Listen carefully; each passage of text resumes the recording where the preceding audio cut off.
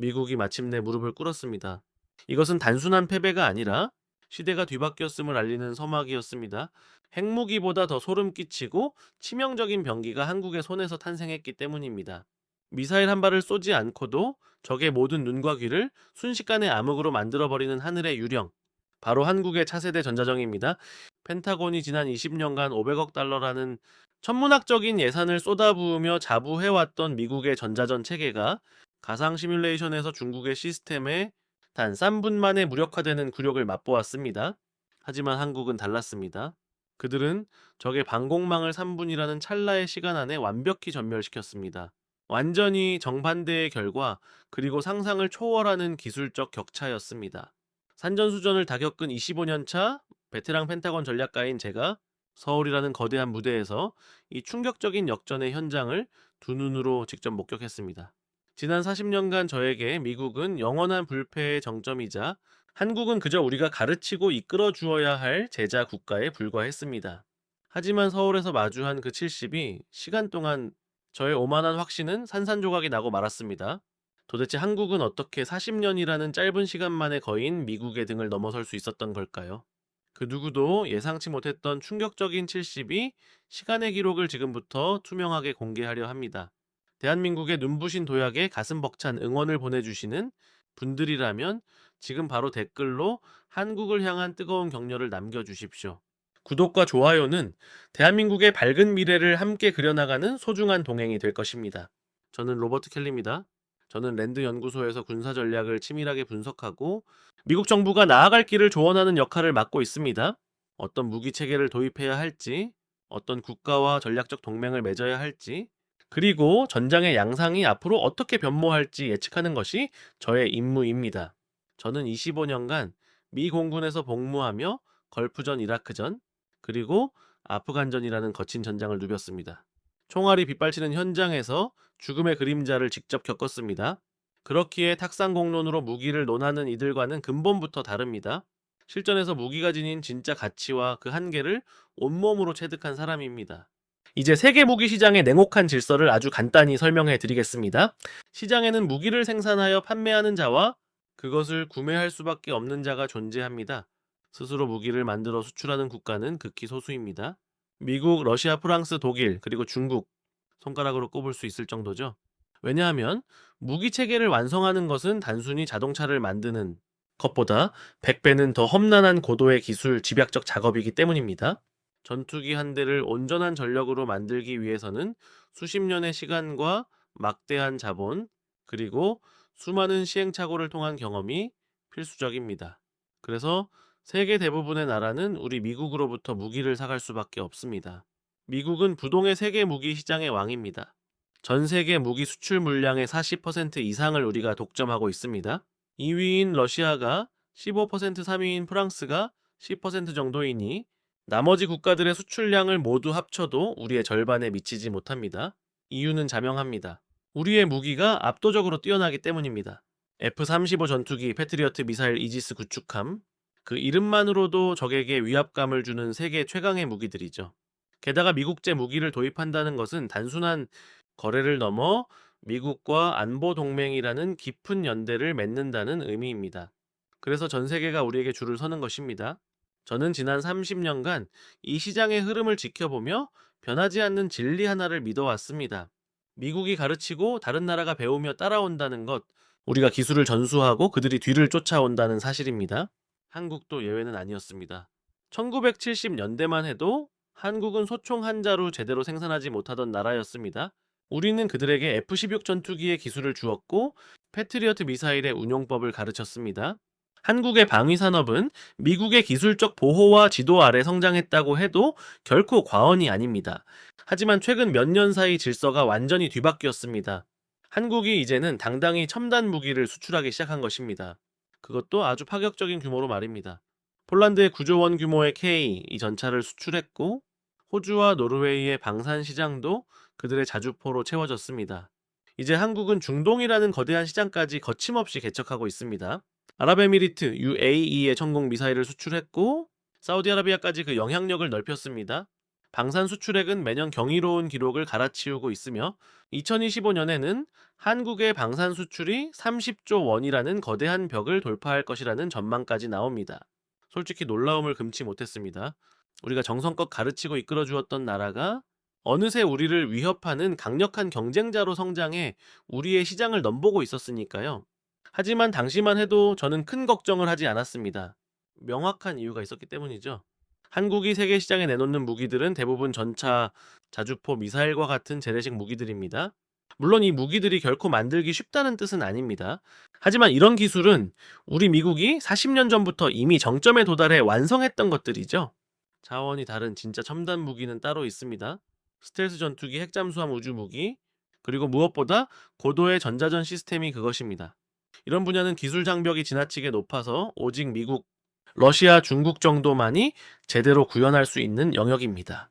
한국이 전차를 훌륭하게 만든다고 해서 과연 이런 초첨단 분야까지 넘볼 수 있을까요? 저는 회의적이었습니다. 솔직히 말하면은 한국을 조금 얕잡아 보았던 것이 사실입니다.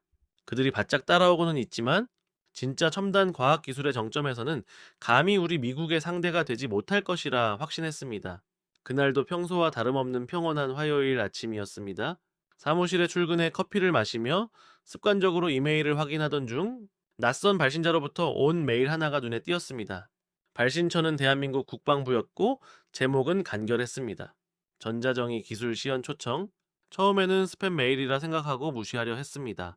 한국이 전자정의를 만든다고요? 전쟁의 판도를 바꾸는 전자정의가 뭔지 아십니까? 전쟁이 시작되면은 가장 먼저 적의 영공으로 날아가는 기체입니다.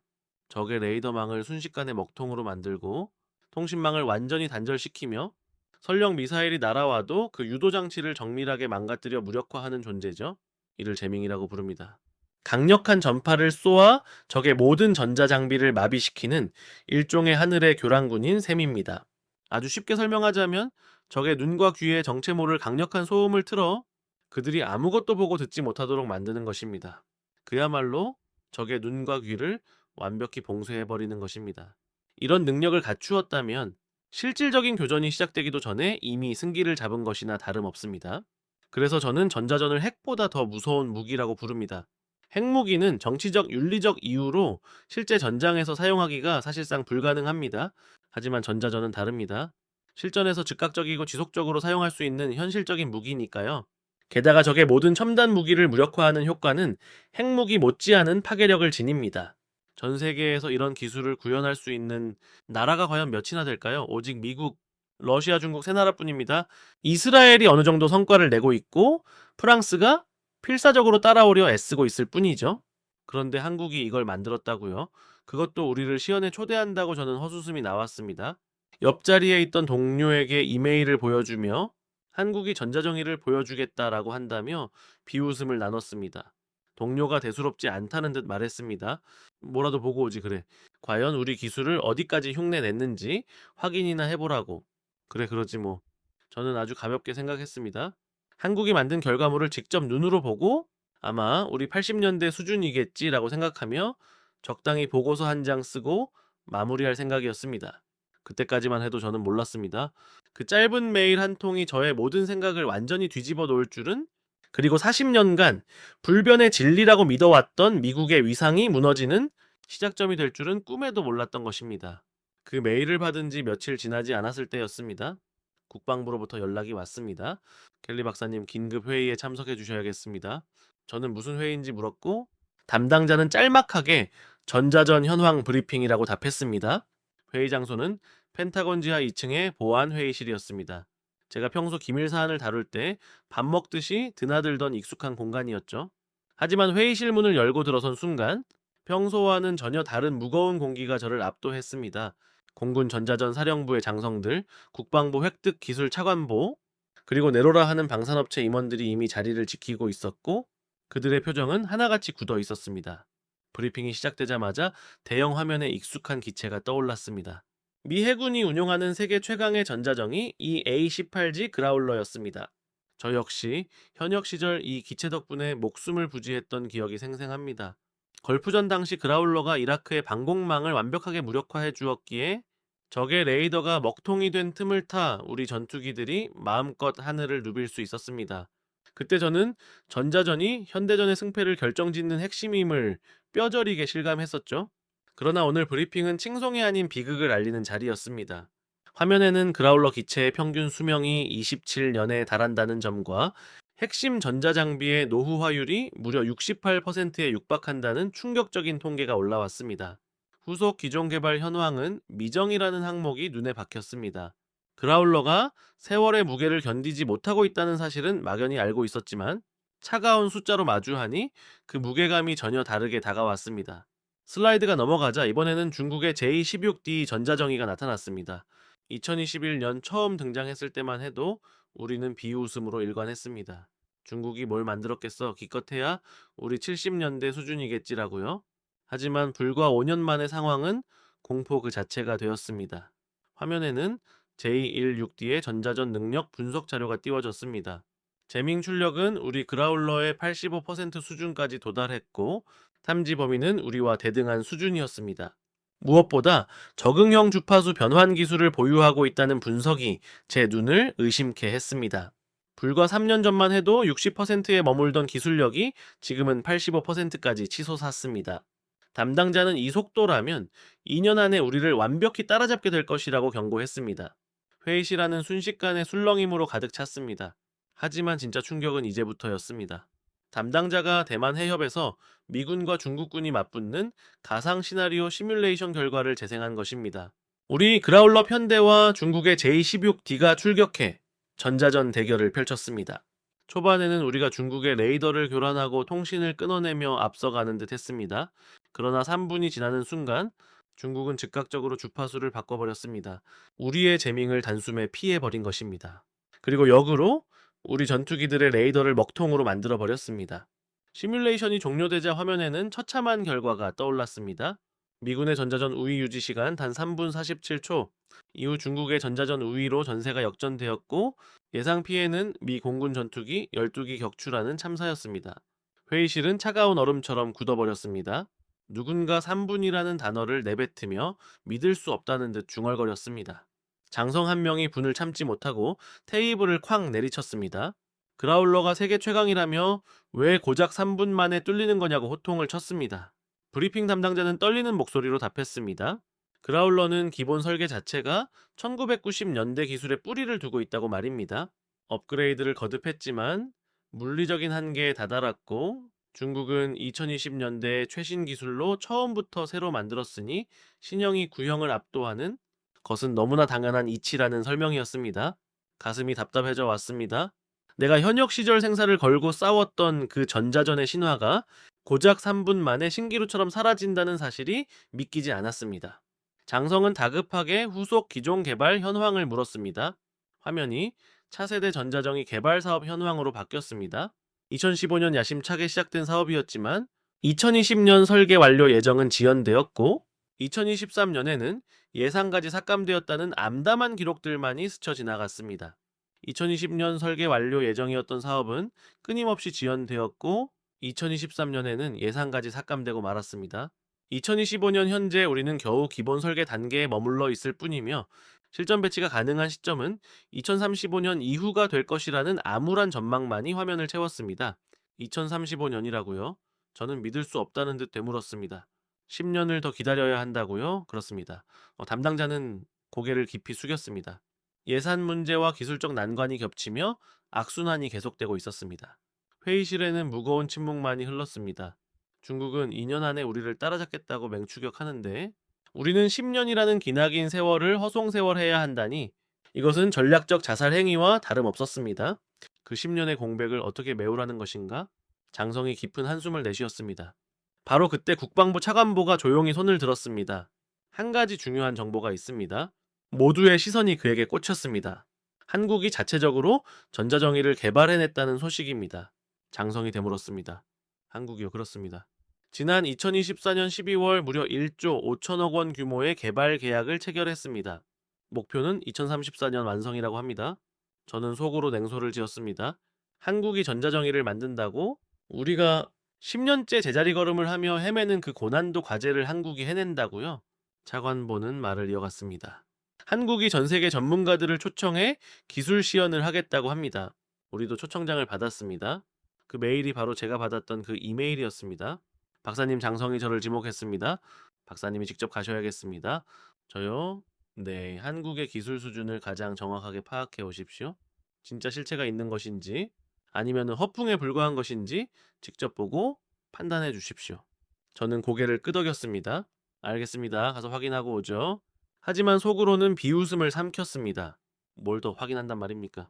미국조차 기술적 난관에 부딪혀 쩔쩔매는 이 분야를 한국이 제대로 구현했을 리 만무하니까요. 아마 한국의 수준이라 해봐야 2000년대 초반, 잘해봐야 90년대 말 수준이겠지. 보고서 한 장이면 충분하리라 생각했습니다. 회의가 끝나고 회의실을 나서며 창밖을 보았습니다. 펜타곤 AP 주차장을 가득 메운 차량들을 보며 다시금 확신했습니다. 미국은 여전히 세계 최강이다. 전자전에서 잠시 휘청이는 것뿐 한국에게 배울 것은 없다. 저는 그때까지 그렇게 굳게 믿고 있었습니다. 서울행 비행기 표를 끊었습니다. 일주일 뒤 서울로 향하는 발걸음은 더할 나위 없이 가벼웠습니다.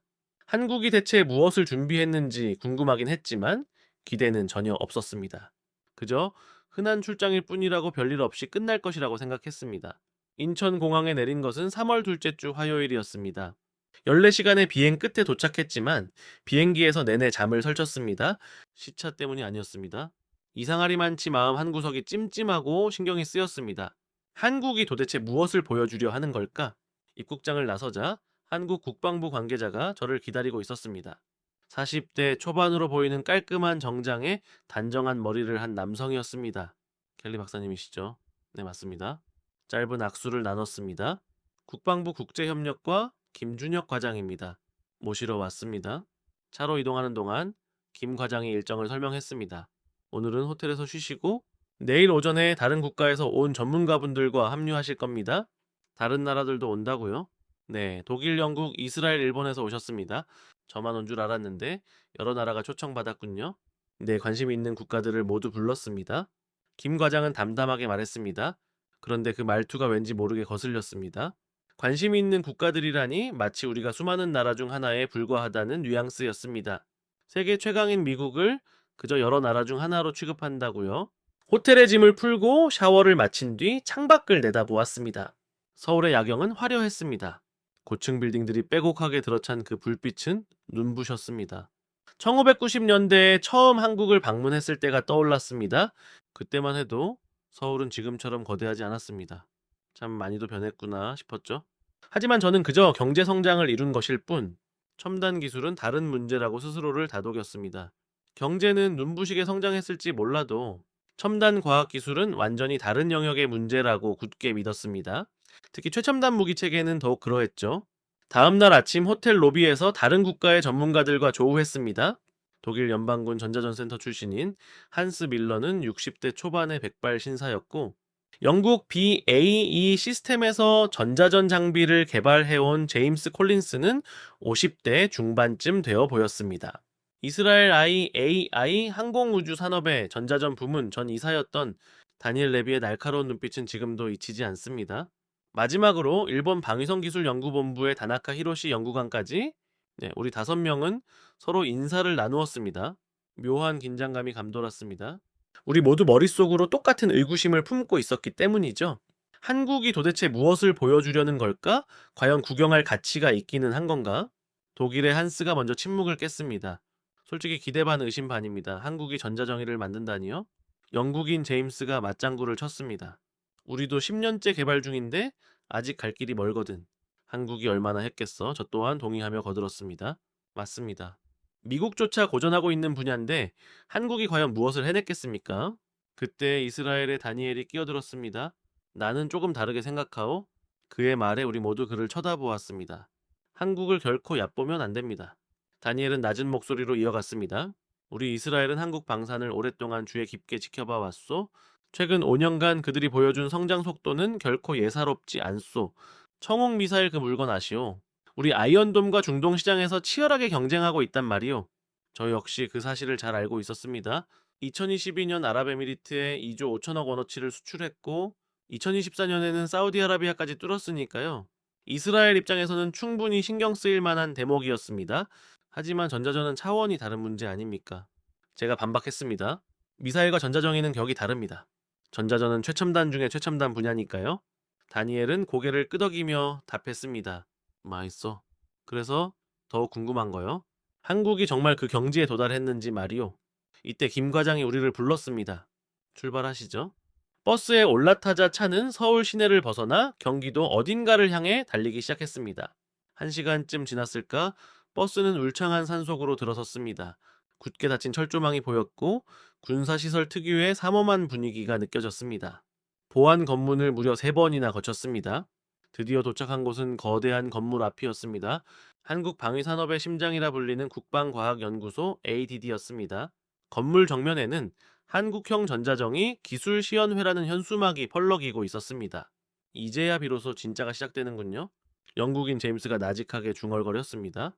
우리는 건물 안으로 안내받았습니다. 넓은 회의실 정면에는 대형 스크린이 걸려 있었고 테이블 위에는 미국, 독일, 영국, 이스라엘, 일본이라는 이름표가 나란히 놓여 있었습니다. 인사말을 위해 한국 측 인사가 단상에 올랐습니다. 환영합니다. LIG넥스원 전자전 개발팀장 박정훈입니다. 50대 중반의 차분한 인상을 가진 남자였습니다. 그의 눈빛에는 흔들림이 없었습니다. 오늘 여러분께 우리가 지난 20년간 피땀 흘려 개발한 결과물을 보여드리겠습니다. 20년이라고요? 저는 속으로 콧방귀를 뀌었습니다. 20년을 했다고 우리 미국도 20년 넘게 매달려도 이 모양인데 한국이 20년 했다고 뭐가 그리 다를까 하지만 박 팀장의 다음 말이 저를 얼어붙게 만들었습니다. 먼저 말씀드릴 게 있습니다. 오늘 시연 후 협력을 원하시는 국가와 논의를 진행할 것입니다. 단 전제 조건이 있습니다. 회의실은 정적에 휩싸였습니다. 대등한 파트너십만 받아들입니다. 일방적인 기술 이전은 없습니다. 우리가 원하면 함께 개발하고 함께 생산합니다. 그것이 싫으시다면 다른 나라와 함께 하겠습니다. 저는 제 귀를 의심했습니다. 한국이 우리에게 조건을 내건다고요? 네. 세계 최강 미국을 상대로 우리가 을이 되어야 한다고요? 옆에 앉은 독일의 한스가 저를 쳐다보았습니다. 그의 얼굴에도 당혹감이 역력했습니다. 이런 전개는 전혀 예상하지 못했습니다. 한국이 이토록 자신만만하게 나올 줄은 몰랐으니까요. 이런 전개는 전혀 예상하지 못했습니다. 한국이 우리에게 대등한 파트너십을 요구하며 저토록 당당하게 나올 줄은 꿈에도 몰랐으니까요.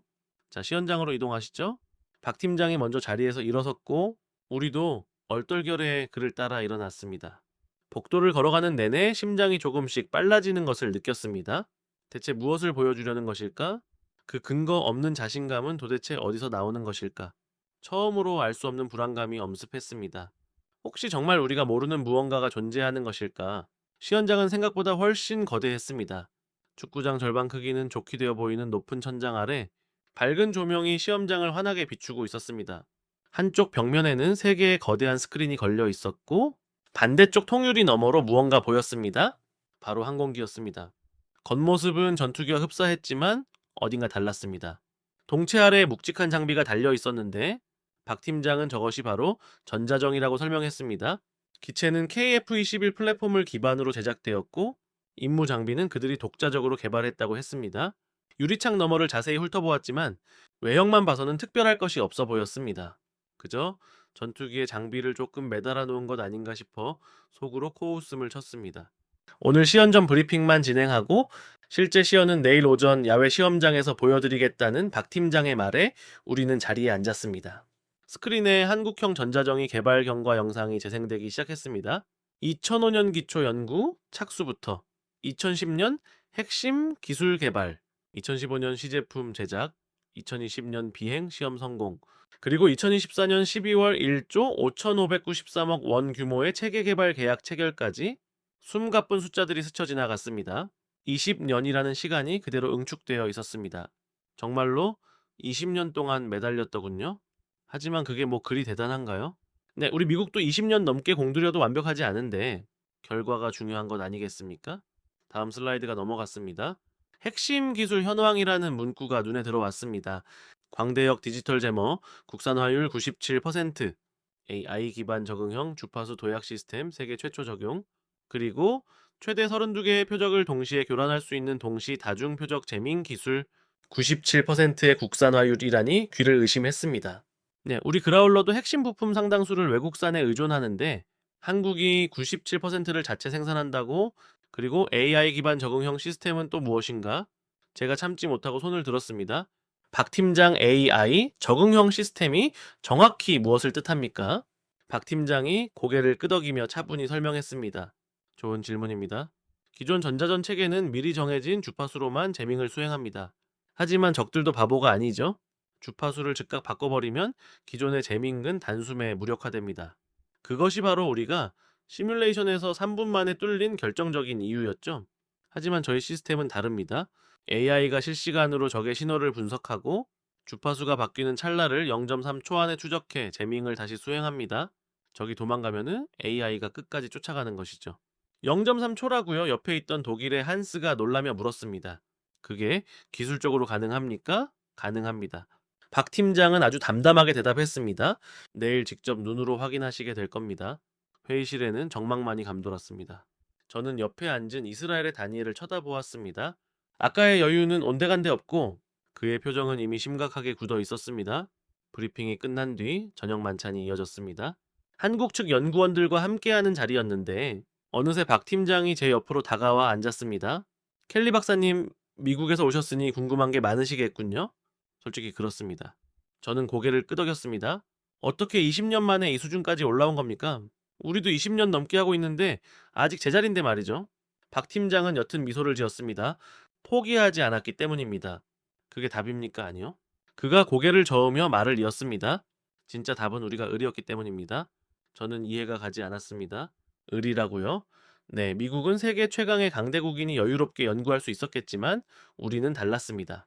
북한이 코앞에 있고 중국도 바로 옆에 있습니다. 전자전에서 패배하면 나라는 순식간에 망합니다. 그렇기에 선택의 여지 없이 죽기 살기로 매달릴 수밖에 없었습니다. 그 절박함이 20년이라는 긴 세월을 버티게 한 원동력이었음을 저는 순간 할 말을 잃고 말았습니다. 그가 틀린 말이 아니었습니다. 미국은 여유가 있었지만 한국은 생존이 걸린 문제였습니다. 그 절박함이 20년을 지탱해온 것인가. 만찬이 끝나고 호텔로 돌아와 창밖의 서울 야경을 보며 깊은 생각에 잠겼습니다. 내일이면 모든 것이 밝혀질 것입니다. 하지만 그 확신에 찬 박 팀장의 눈빛이 어젯밤부터 자꾸만 제 머릿속을 떠나지 않고 있었습니다. 죄송합니다.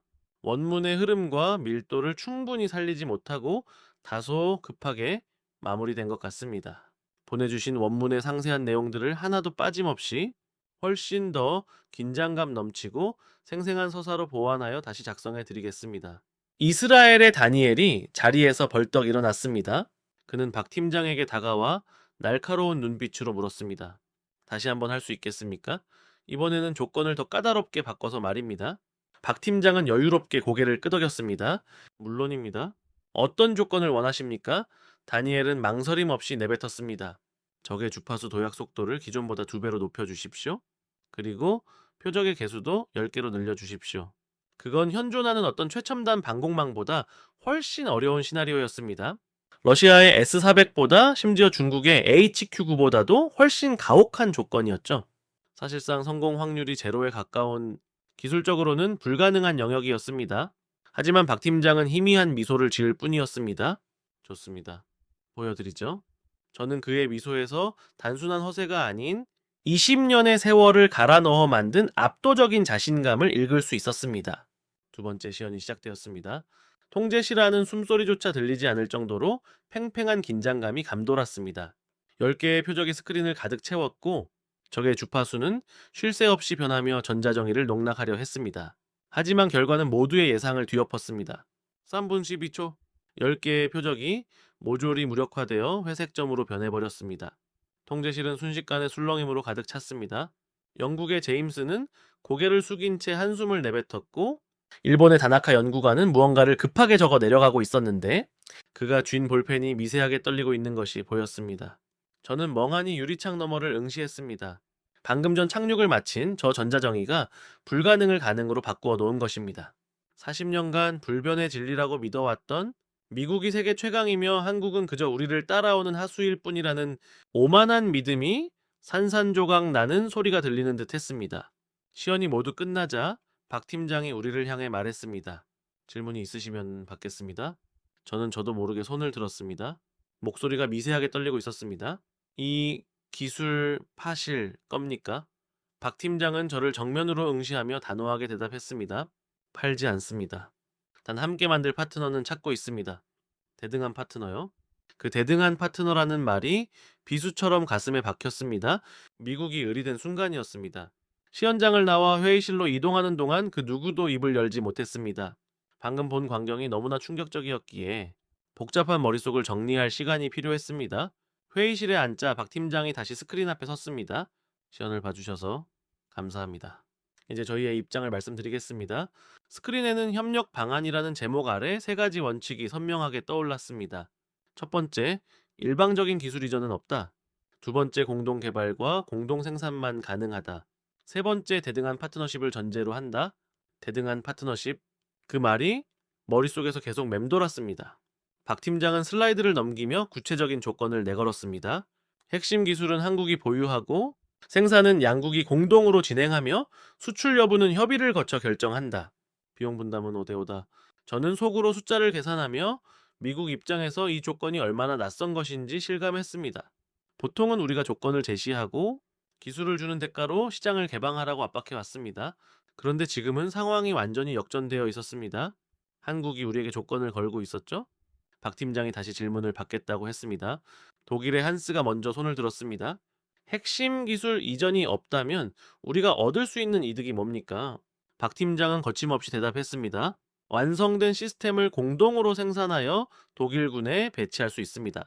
수출도 협의를 거치면 가능합니다. 다만 핵심 소스 코드와 알고리즘은 우리가 직접 관리합니다. 한스는 불만족스러운 듯 했지만 더 이상 반박하지 못하고 고개를 끄덕였습니다. 이스라엘의 다니엘이 손을 들었습니다. 협력에 우선순위가 있습니까? 먼저 제안하는 나라가 유리한지 묻고 싶군요. 박 팀장은 고개를 저었습니다. 순서보다 조건이 중요합니다.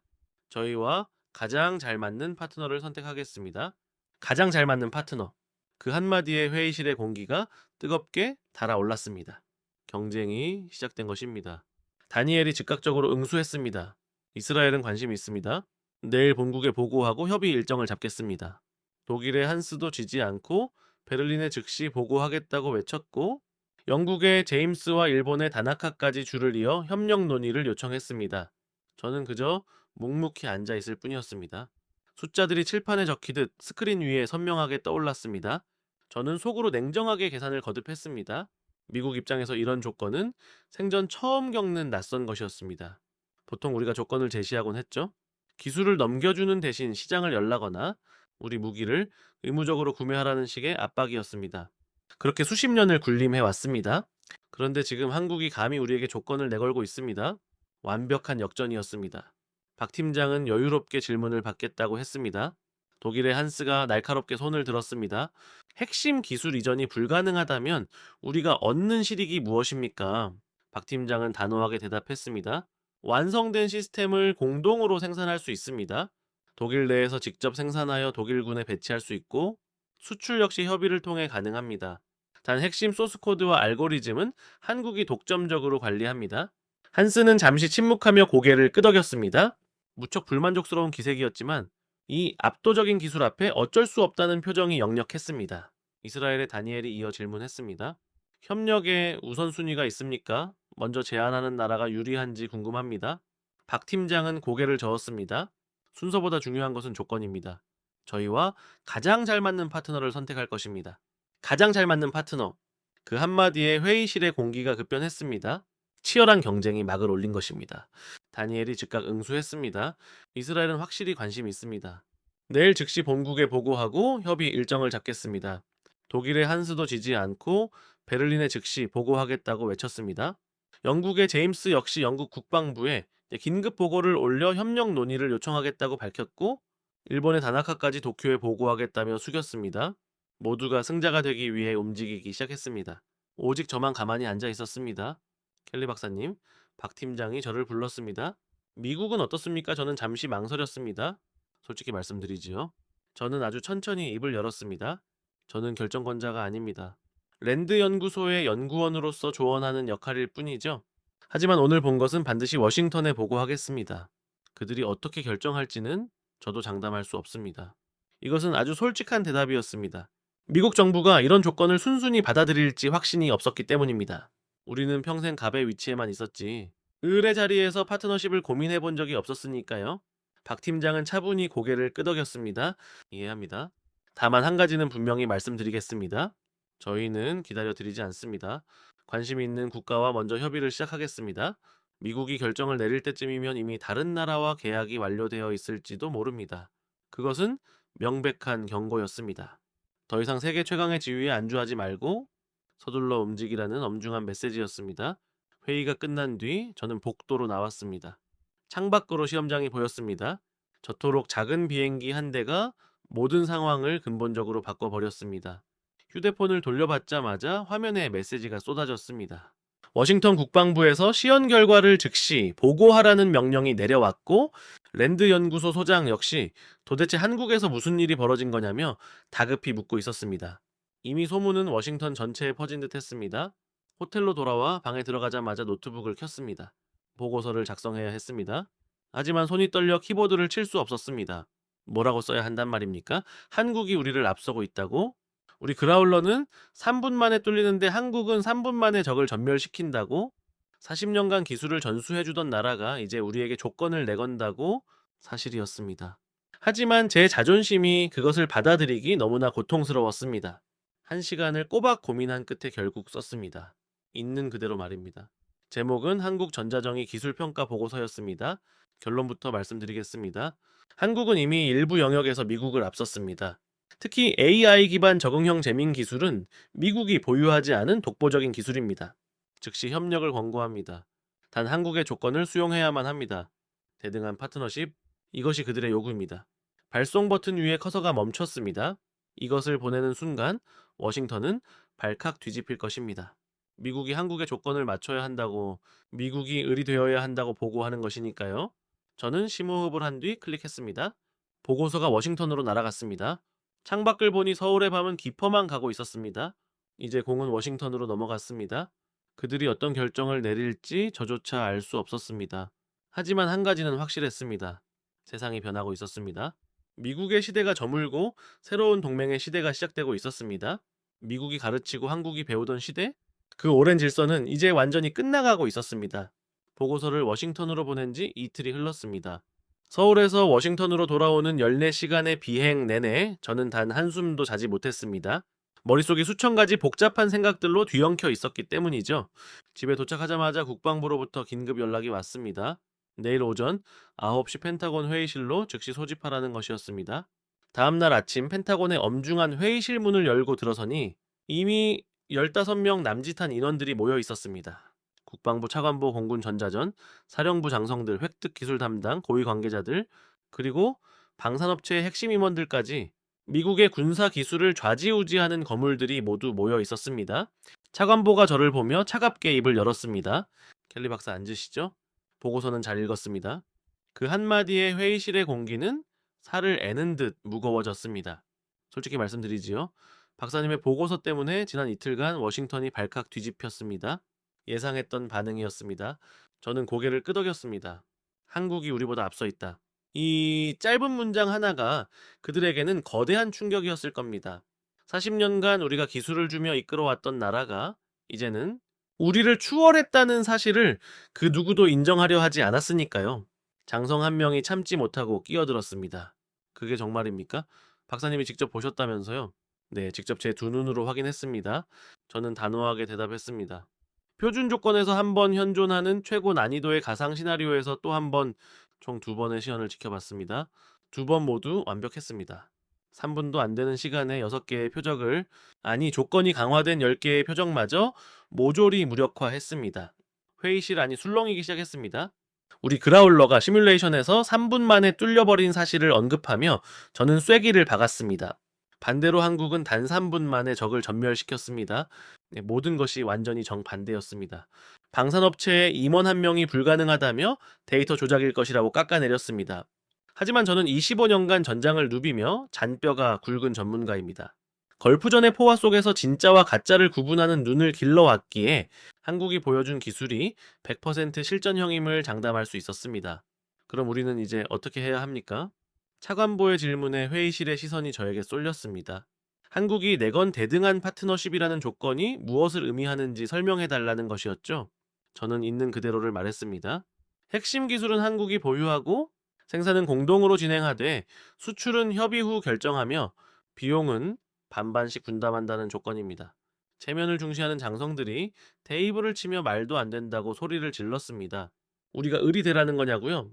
저는 차갑게 사실을 고했습니다. 맞습니다. 지금 우리 미국이 을입니다. 회의실은 얼음처럼 얼어붙었습니다. 한국은 결코 우리를 기다려주지 않습니다.